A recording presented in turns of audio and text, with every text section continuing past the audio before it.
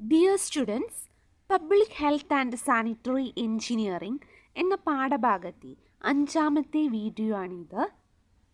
നമുക്ക് class start ചെയ്യാം. ആദ്യമായി ഡ്രെയിൻ എന്താണെന്ന് നോക്കാം. It is the line of assembled pipes with all fittings and equipments like manhole, trap and gullies etcetera called drain. Drain എന്ന് പറയുന്നത് ഒരു പൈപ്പുകൾ അസംബ്ലി ചെയ്തിട്ടുള്ള അതിനെയാണ് നമ്മൾ ഡ്രെയിൻ എന്ന് പറയുന്നത്. അസംബ്ലി ചെയ്തിട്ടുള്ള ഒന്നിലധികം പൈപ്പുകൾ, ആ പൈപ്പുകളിൽ എന്തൊക്കെ ഉണ്ടാവാം? മാൻഹോളുകൾ ഉണ്ടാവാം, ട്രാപ്പുകൾ ഉണ്ടാവാം, ഗള്ളീസ് ഉണ്ടാവാം.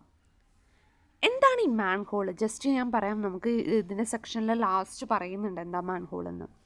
മാൻഹോൾ എന്ന് പറഞ്ഞാൽ നമ്മൾ ഈ സീവേജ് കൊണ്ടുപോകുന്ന സീവറുകളൊക്കെ ഉണ്ടാവല്ലോ, ആ സീവറുകൾക്ക് ഇടയിലായിട്ട് ഓരോ ഇൻ്റർവെല്ലിലും നമ്മൾ മാൻഹോൾ കൊടുക്കാറുണ്ട്. ഇൻസ്പെക്ഷൻ പർപ്പസിന് വേണ്ടിയിട്ടാണ് മാൻഹോൾ കൊടുക്കുന്നത് കേട്ടോ. അപ്പം അതാണ് മാൻഹോളിൻ്റെ ഫങ്ഷൻ. ഡീറ്റെയിൽ ആയിട്ട് നമുക്ക് പറയാം. ഇനി എന്താണ് ട്രാപ്പ്? ട്രാപ്പ് എന്ന് പറഞ്ഞാൽ ഒരു ബെൻഡ്, ഇപ്പോൾ ഡ്രെയിനേജ് സിസ്റ്റത്തിലെ ഒരു ബെൻഡ് അല്ലെങ്കിൽ ഒരു ഡിപ്രഷൻ, അതാണ് ട്രാപ്പ് എന്ന് പറയുന്നത്. അതിൽ ഫുൾ ഓഫ് വാട്ടർ ഉണ്ടായിരിക്കും. അപ്പോൾ ആ വാട്ടറിനെയാണ് വാട്ടർ സീൽ എന്ന് പറയുന്നത്. അപ്പോൾ ഇതെന്തിനാണ് ഈ ട്രാപ്പ് കൊടുക്കുന്നത് എന്ന് പറഞ്ഞാൽ ഫോൾ ഗ്യാസസ് അറ്റ്മോസ്ഫിയറിലേക്ക് എൻട്രി ചെയ്യുന്നത് അവോയ്ഡ് ചെയ്യാൻ വേണ്ടിയിട്ടാണ് ട്രാപ്പുകൾ നമ്മൾ ഡ്രെയിനേജ് സിസ്റ്റത്തിൽ കൊടുത്തിട്ടുള്ളത്. ഓക്കെ, എന്താണ് ഒരു ബെൻഡ്, പൈപ്പിൻ്റെ ബെൻഡ് അല്ലെങ്കിൽ ഡിപ്രഷൻ, അതിനെയാണ് ട്രാപ്പ് എന്ന് പറയുന്നത്. ഇതിൽ ഫുൾ ഓഫ് വാട്ടറാണ് ഉണ്ടാവുക. ആ വാട്ടറിനെയാണ് വാട്ടർ സീൽ എന്ന് പറയുന്നത്. ഓക്കെ, സാധാരണ 25 മുതൽ 75 മില്ലിമീറ്ററാണ് വാട്ടർ സീൽ ഉണ്ടാവുക. അതിൽ തന്നെ കോമൺ ആയിട്ട് 50 മില്ലിമീറ്ററാണ് ട്രാപ്പിൽ വാട്ടർ സീൽ കണ്ടുവരുന്നത്. ഓക്കെ, പിന്നെ ഡ്രെയിനിൽ എന്തൊക്കെ കാണാം? മാൻഹോൾ കണ്ടു, ട്രാപ്പ് കണ്ടു, ഗള്ളീസ് ഒക്കെ കാണാറുണ്ട്. ഇനി എന്താണ് drainage? It is a system by which used and contaminated water is removed by means of drain. Drain ഉപയോഗിച്ച് കണ്ടാമിനേറ്റഡ് വാട്ടർ റിമൂവ് ചെയ്യുന്ന ആ മൊത്തം പ്രോസസ്സിനെ പറയുന്ന പേരാണ് ഡ്രെയിനേജ് എന്ന് പറയുന്നത്. എന്താണ്? ഡ്രെയിൻ ഉപയോഗിച്ചിട്ട് നമ്മൾ കണ്ടാമിനേറ്റഡ് ആയിട്ടുള്ള വാട്ടേഴ്സിനെ റിമൂവ് ചെയ്യുന്ന പ്രോസസ്സാണ് ഡ്രെയിനേജ് എന്ന് പറയുന്നത്. ഇനി എന്താണ് സബ്സോയിൽ വാട്ടർ ഡ്രെയിൻ? ഡ്രെയിൻ എന്താണെന്ന് നമുക്കറിയാം അല്ലേ? ഒരു അസംബ്ലി ഓഫ് പൈപ്പ് ലൈൻ, അതാണ് ഡ്രെയിൻ. അതെന്തിനാണ് അസംബ്ലി ഓഫ് പൈപ്പ് ലൈൻ? അതിൽ എന്തൊക്കെ ഉണ്ടാവും? മാൻഹോൾ ഉണ്ടാവും, ഡ്രെയിൻ ഉണ്ടാവും, ഗള്ളീസ് ഉണ്ടാവും. ഇനി എന്താണ് സബ്സോയിൽ വാട്ടർ? അപ്പോൾ സബ്സോയിൽ വാട്ടർ ഡ്രെയിനാണ് നമുക്ക് പറയേണ്ടത് അല്ലേ?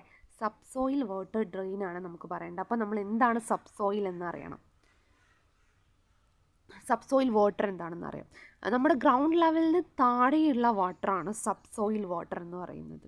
അപ്പോൾ ഗ്രൗണ്ട് ലെവലിന് മുകളിലുള്ള വാട്ടറാണ് സർഫസ് വാട്ടർ അല്ലേ? അപ്പോൾ ഈ സബ്സോയിൽ വാട്ടറിനെ ക്യാരി ചെയ്യുന്ന പൈപ്പുകളാണ് സബ്സോയിൽ വാട്ടർ ഡ്രെയിൻ എന്ന് പറയുന്നത്. അപ്പോൾ അത് ഭൂമിക്കടിയിലൂടെയല്ലേ പോവുക? ഗ്രൗണ്ട് ലെവലിന് താഴെയായിട്ടാണ് നമ്മൾ ഈ ഡ്രെയിനും പോവുക. സബ്സോയിൽ വാട്ടറാണ് അത് ക്യാരി ചെയ്യുക. ഇനി സർഫസ് വാട്ടർ ഡ്രെയിൻ എന്ന് പറഞ്ഞാൽ എന്താ? It is A drain which carries surface water and Storm water for it disposal. Surface water carry ചെയ്യുന്ന പൈപ്പാണ് സർഫസ് വാട്ടർ ഡ്രെയിൻ എന്ന് പറയുന്നത്. ഗ്രൗണ്ട് ലെവലിന് മുകളിലൂടെ അല്ലേ?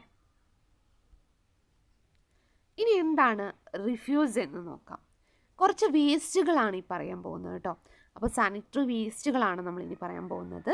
3 എണ്ണാണുള്ളത്: റിഫ്യൂസ്, ഗാർബേജ്, റബ്ബിഷ്. ഇത് വളരെ ഇമ്പോർട്ടൻ്റ് ആയിട്ടുള്ള ടേംസ് ആണ്. ഒബ്ജക്റ്റീവ് ക്വസ്റ്റ്യൻസ് കാണാറുണ്ട്.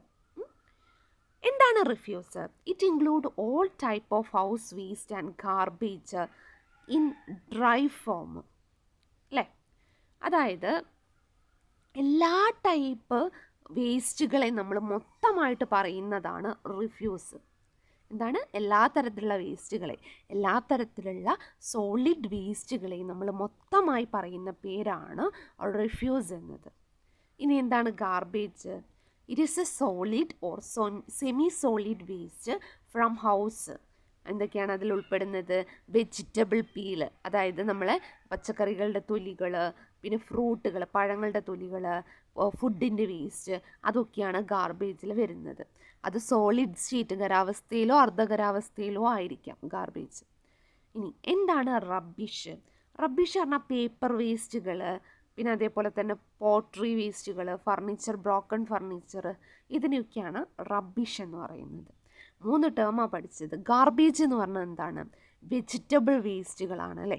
അത് സോളിഡോ സെമി സോളിഡോ സ്റ്റേറ്റിലാവാം വേസ്റ്റ്, അതായത് വെജിറ്റബിൾ വേസ്റ്റ്, ഫ്രൂട്ടിൻ്റെ വേസ്റ്റ്, അതൊക്കെയാണ് ഗാർബേജിൽ വരുന്നത്. റബ്ബിഷിലാണെങ്കിൽ നമ്മൾ എന്ത് വരും? പേപ്പർ വേസ്റ്റുകൾ, പിന്നെ അതേപോലെ തന്നെ ബ്രോക്കൺ ഫർണിച്ചറുകൾ, അതൊക്കെയാണ് റബ്ബിഷിൽ വരിക. ഈ ഗാർബേജും റബ്ബിഷും മൊത്തമായിട്ട് റിഫ്യൂസ് എന്നാണ് നമ്മൾ പറയുന്നത്. ഇനി എന്താണ് ആഷസുകൾ?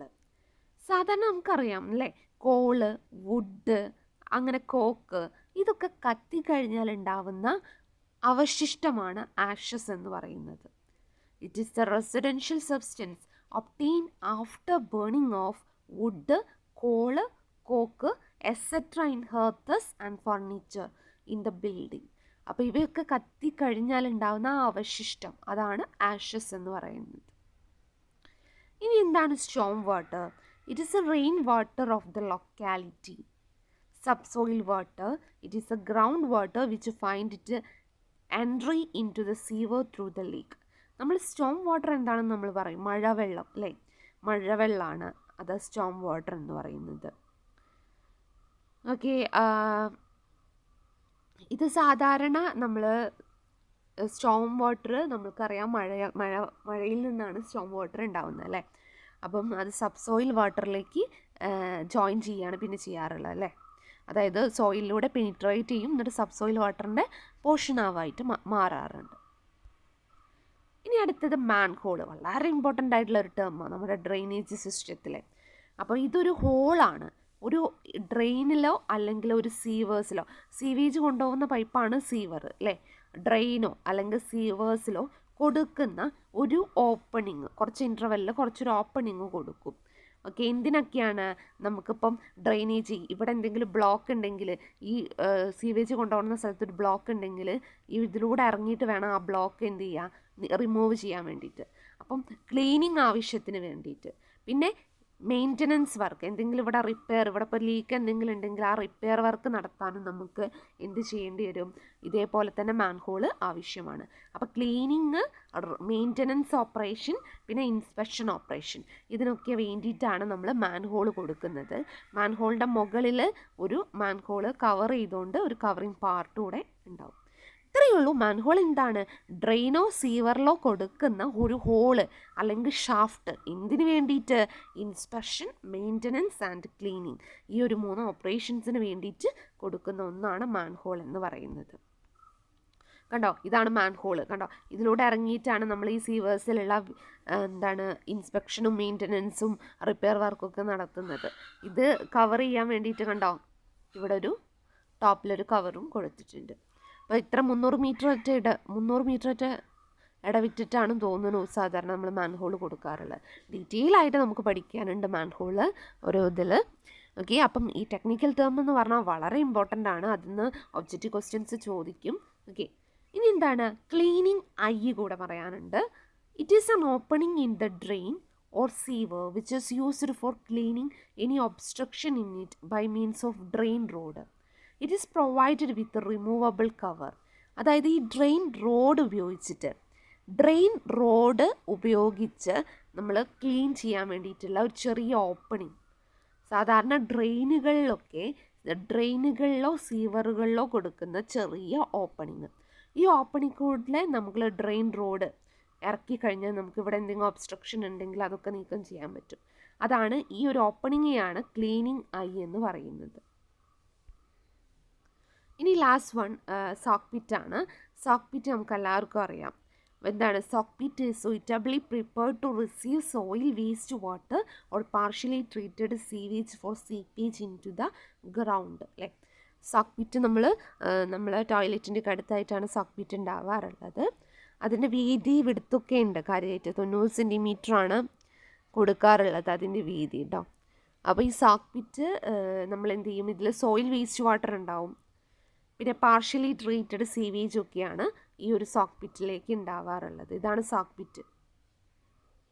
ഇതിൻ്റെയൊക്കെ കുഴി, നമ്മൾ ബാത്റൂമിൻ്റെയൊക്കെ കുഴി ഉണ്ടാവില്ലേ, അതാണ് ശരിക്കും സോക്ക് പിറ്റ് എന്ന് പറയുന്നത്. അപ്പോൾ അത് ടോയ്ലറ്റൊക്കെ ഉണ്ടാക്കുമ്പം അതിൽ നിന്ന് വരുന്ന വേസ്റ്റുകൾ നമ്മളൊരു ഒരു കുഴി ഉണ്ടാവും, അതിലാണ് ചെയ്യാറുള്ളത് അല്ലേ. അതാണ് സോക്ക് പിറ്റ് എന്ന് പറയുന്നത്. ഓക്കെ, സംഭവം മനസ്സിലായി കാണല്ലോ. അപ്പോൾ ഇത്രയാണ് നമുക്ക് പറയാനുള്ളത്. ഈ ടെക്നിക്കൽ ടേംസ് ഞാൻ റിപ്പീറ്റ് ചെയ്ത് പറയാൻ വളരെ ഇമ്പോർട്ടൻ്റ് ആണ്. അതിൽ നിന്ന് ഒബ്ജക്റ്റീവ് ക്വസ്റ്റ്യൻസ് ചോദിക്കാറുണ്ട്. സോ നന്നായിട്ട് കോൺസെൻട്രേറ്റ് ചെയ്ത് പഠിക്കാം. Okay, thank you.